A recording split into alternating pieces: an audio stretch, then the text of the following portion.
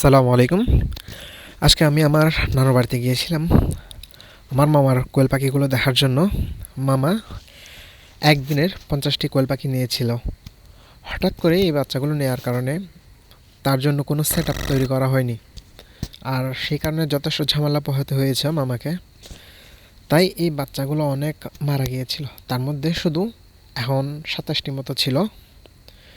এর মাঝে দেখতেছি নানুদের বিড়ালটি আমার পাশে এসে ঘেঁষাঘেঁষি করতেছে, তাই আমিও কিছুক্ষণ গোতাগুতি শুরু করলাম।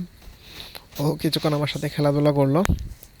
আচ্ছা, এর কিছুক্ষণ পরেই আমি আবার এই যে আমাদের নানুদের যে কোয়েল পাখিগুলো ছিল ওই কোয়েল পাখিগুলো দেখতে গেলাম। দেখলাম তখন আমার ছোটো মামাতো ভাইটা ওই কোয়েল পাখির খাঁচার ভিতরে ঢুকে গিয়েছিল এবং ওই কোয়েল পাখিগুলোকে বিভিন্ন জায়গায় দৌড়াদৌড়ি করাচ্ছিল।